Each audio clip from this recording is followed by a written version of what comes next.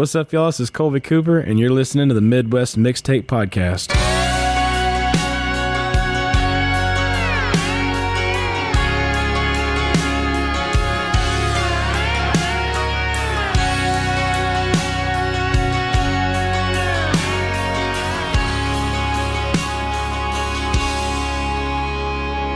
I think it's time we call it quits. I don't know much, but I'm sure I didn't sign up for this. I'm tired of the cussing, I'm tired of the fighting. I'm sick of all your reasons and all your damn whining. I don't know about you, but I think we're done. You can call up your friends and cry to your mama, talk shit about me, start a whole lot of drama. Hi, and welcome to the Midwest Mixtape Podcast, live on site, the Chesterfield Amphitheater, for tonight's show with Kolby Cooper, Pecos and the Rooftops, and Dylan Wheeler. What a bill, man. Yeah, we have man. Kolby Cooper with us live here. How's it going, man? Man, it's great. I'm I'm pretty fucking sunburnt. Obviously, we've been golfing. Me, Pecos, and our tour managers went out and played. I don't remember. You remember the course? I don't remember. It was a great course though. It was beautiful. Plenty of sun, obviously. Yeah. My arms too. So it's been a good day.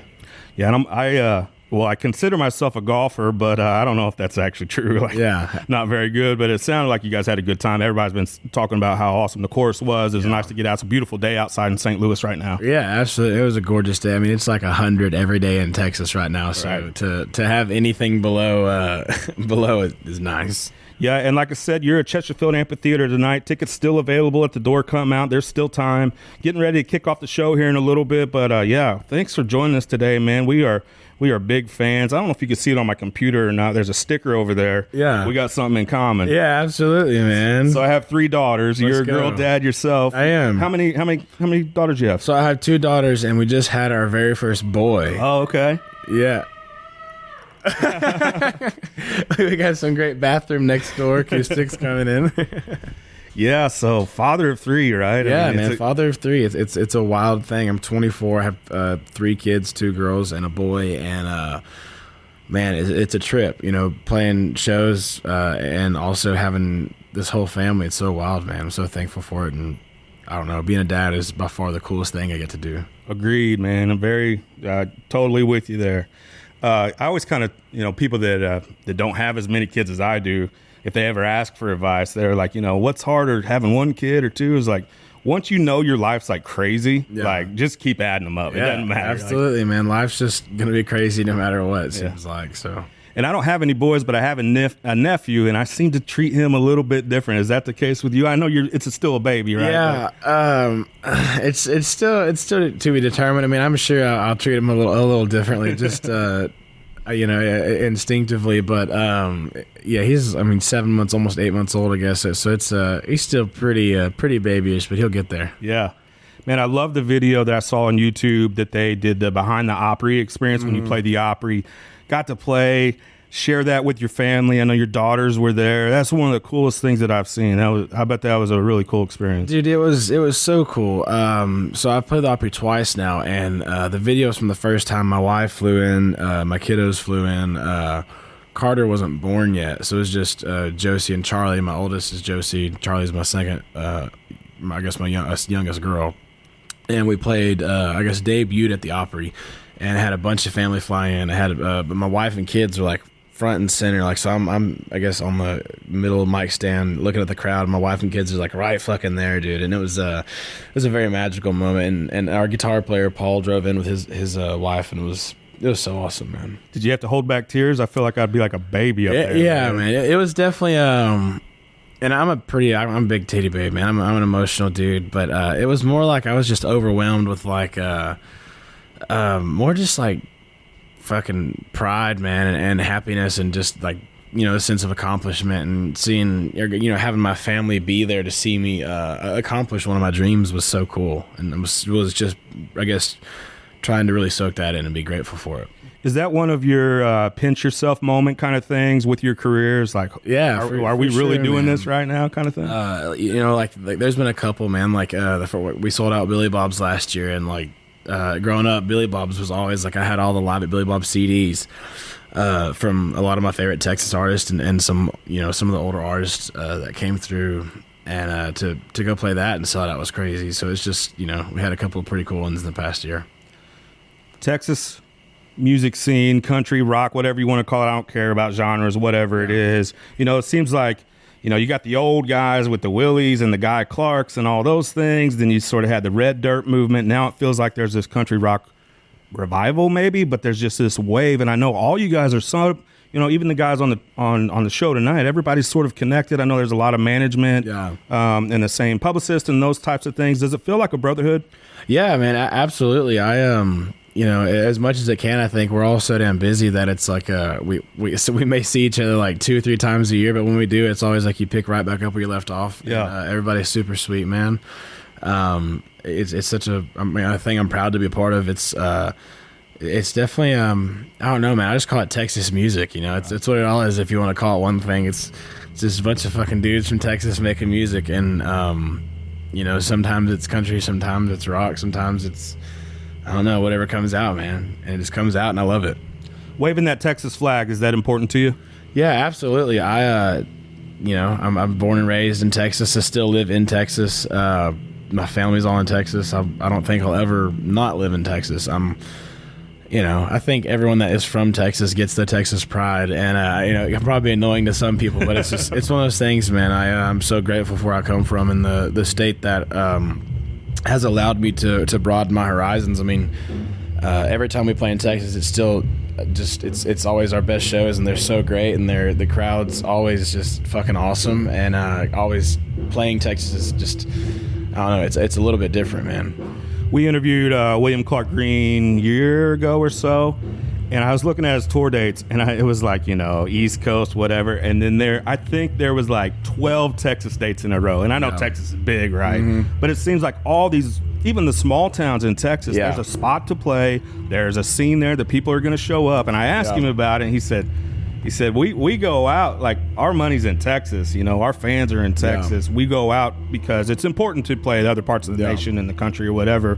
But he's like, we could always play Texas and probably make a living off of it. Yeah, no, absolutely, man. It's a funny thing. It's such a big ass place, and like you'll have your super mainstream acts come through and play. They'll hit Houston, Dallas, Austin, San Antonio, whatever. Sometimes Lubbock. But man, there's so many small towns that you could go sell a bunch of tickets in, and it's just a bunch of just a bunch of good old boys coming out and partying, man. It's awesome. When you play those super small markets, does it feel like that they're more appreciative of like, hey, they're coming to play my town? Like, man, there's definitely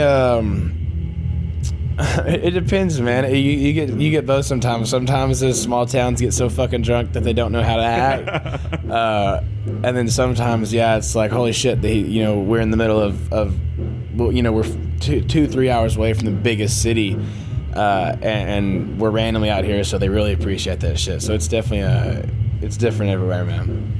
And talking a lot about Texas, I want to bring up the loss of Charlie last week. Oh, yeah, dude. Texas legend, right? I mean, it's probably hard to not be influenced by some of his songwriting songs. 1,000%, man. I'm such a massive fan. So my dad is the reason that I'm into music. My dad passed away when I was 14, and he as a kid, he always would play me Texas music, and it was what I grew up on. And Charlie, since I was a kid, has been one of my favorites.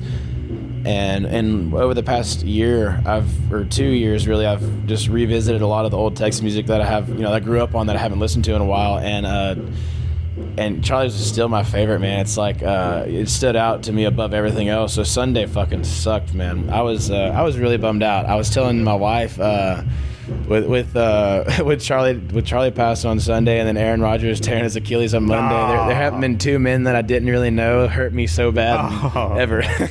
But it sucks, man. Absolutely. He was a big influence and a big reason that I'm, doing what I do.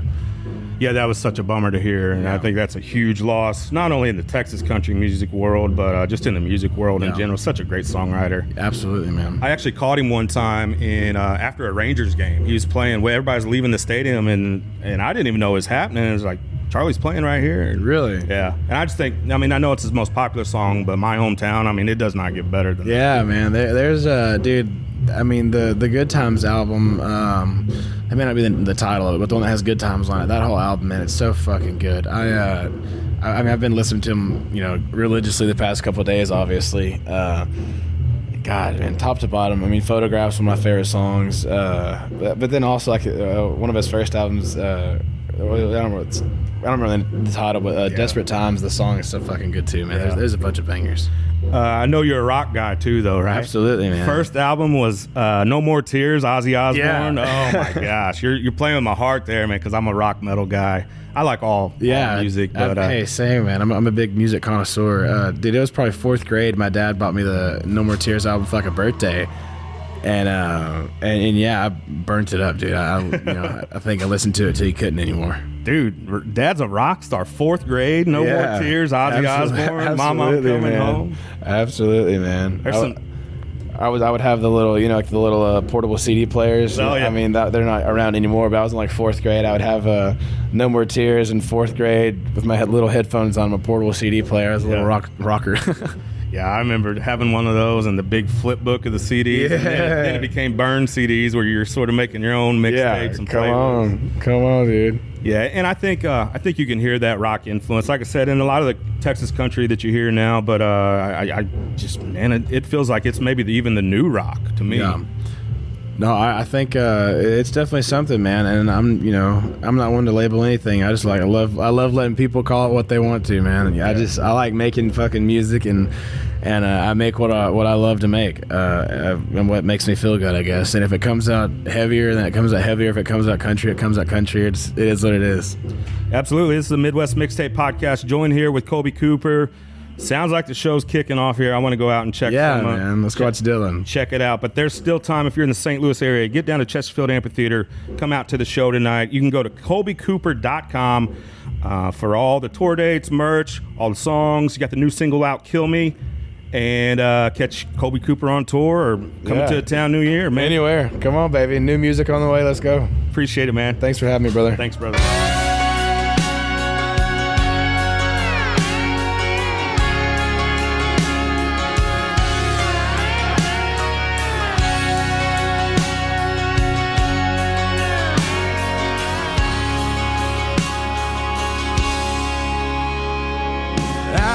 This town we call it quits. I don't know much, but I'm sure I didn't sign up for this. I'm tired of the cussing, I'm tired of the fighting, I'm sick of all your reasons and all your damn whining. I don't know about you, but I think we're done. You can call up your friends and cry to your mama, talk shit about